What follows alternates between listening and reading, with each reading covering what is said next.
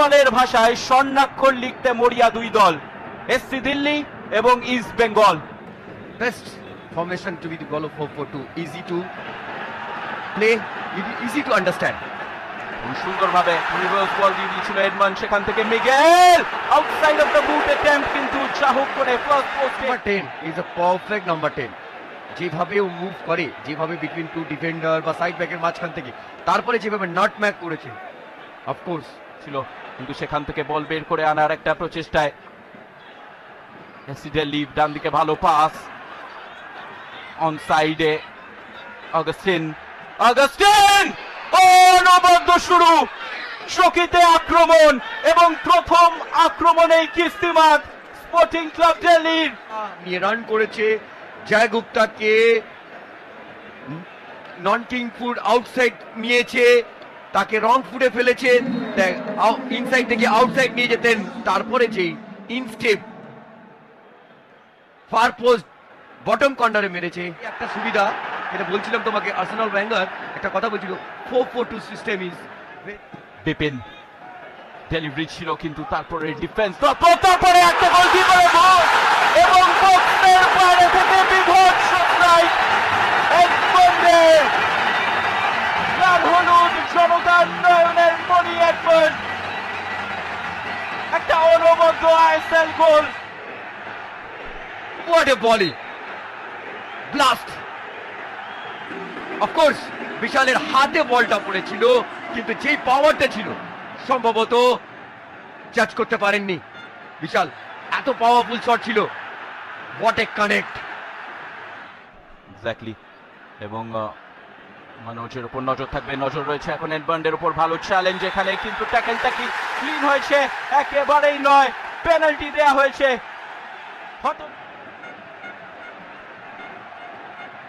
আমার মনে হয় না এখানে জারির জোরদার প্রহার,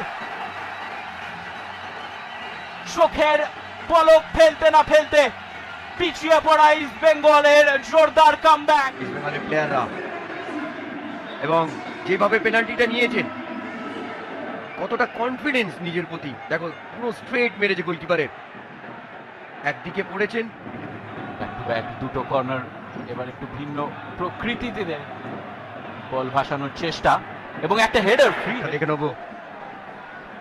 মিগেল ইউসুফ জারি আবারও পৌঁছে গেছিল ঠিক জায়গায়, কিন্তু নিজের জায়গাটাও একেবারে মেনটেন করেছিল বিশাল যাদব। জায়গা করে নেই, আর পাসটা তুমি দেখো, ইঞ্চ পারফেক্ট পাস, এবং তালমিলটা দেখো, বেশি দিন হয়নি এসছে, এটাই হচ্ছে। আবারও একটা শর্ট কর্নার, জয় গুপ্তা হেডেতে জিততে পেরেছিল, কিন্তু অনেক ফারাক পড়েছে। মিগেল দুর্ধর্ষ রান, অনবদ্য বোঝাপড়া এবং অসামান্য ফিনিশ ইউসুফ জারির। মিগেল এবং তুমি দেখো কতটা ওয়েট দিতে হবে পাসিং এ, সেটা কিন্তু খুব ভালোভাবে জানে মিগুয়েল। দেন নিয়ার পোস্টে যখন মিগুয়েল বল ধরেছে, আই কন্ট্যাক্ট হয়ে গেছে যে আমি এই রানটা করবো, গোলকিপারে মনোজ মোহাম্মদ ইনসাইডে এসে একটা দুরন্ত শট, অসামান্য সেভ ওখানে প্রভসুখান গিলের। টপ কর্নারে কিন্তু গোল করেছিল, same thing, and of course world class save, world class. জারি বিপিন আবারও জারি ছেড়ে দিয়েছিল, জানতো পেছনে মিগুয়েল ছিল এবং দুরন্ত বল বিপিনের উদ্দেশ্যে, ওয়েট করছে ওখানে নন্দা।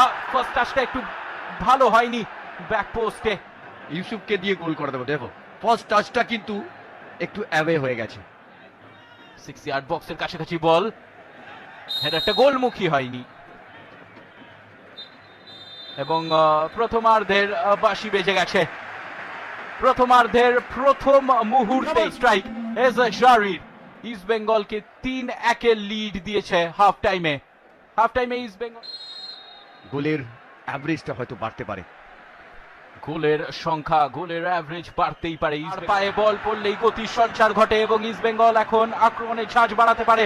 নন্দা সুযোগ রয়েছে, ফার্স্ট টাচ এবং তারপরে সেকেন্ড টাচে অবধারিত ফিনিশটা। রানের জন্য কিন্তু একটা ডিস্টেন্স তৈরি হয়েছে দুটো ডিফেন্ডারের মাঝখানে। প্যাভোভিচ উইং এর দিকে একটু ব্যাবোভিচ দূরপাল্লা শট, দেখতে হবে হালকা। হুডু, এক্ষেত্রে মিগেল তাকে পেছন থেকে ফাউল করেছে।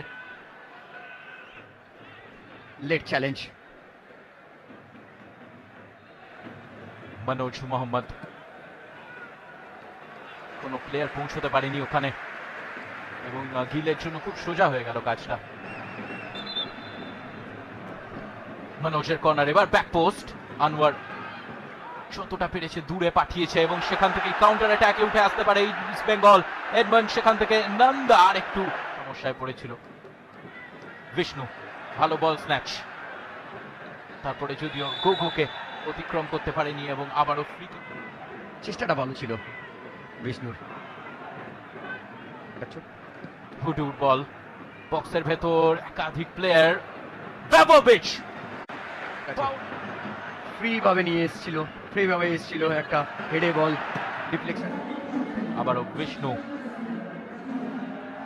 ছোট স্পেস থেকে বিষ্ণু, ফলো আপে যদিও কোনো সুযোগ আসেনি ইস্ট বেঙ্গলের কাছে। ভালো মনোজ মোহাম্মদ, ও ব্যাক পোস্টে একটা সুযোগ নষ্ট জোসেফ সানির। আলান সাজির গোল করা উচিত ছিল। আমার মনে হয় এখানে লেফট ফুট ইউজ না করে রাইট ফুট যদি দিতে পারতেন। এবং রাইটের গোল করার 1 মিনিটের মাথায় দেবেন্দ্র মুরগাঁওকার 1-1 করে দেয় স্কোর লাইন। সেরকম ভাবেই ম্যাচ শেষ হয়েছিল। চ্যালেঞ্জ ছিল অফকোর্স, কিন্তু যেহেতু জয় গুপ্তা, বিষ্ণু অনেকক্ষণ ধরে অপেক্ষা করছিল, অতিক্রম করে গেছিল প্রায় গোগোকে এবং ফাউল আদায় করতে সক্ষম। করতে পারে না গোগো এখানটায়, অফকোর্স এটা ফাউল ছিল। রাকিব ভালো, এখানে ফ্রি কিক এবং একটা টাচ ছিল এস জারির, আর একটু হলে গোল মুখটা খুলে যাচ্ছিল। বলছিলাম এখানটা ফ্রি কিক কনসিড করলে কি হয়, গোল ডেফিনেটলি হওয়ার সাধারণ ফুটবল এডমন্ডের। এক্স্যাক্টলি, এবং এটাই শেষ কন্ট্রিবিউশন ছিল এডমন্ডের। এডমন্ডের জায়গায় সৌভিক চক্রবর্তী, বিপিনের জায়গায় রাঠেলি।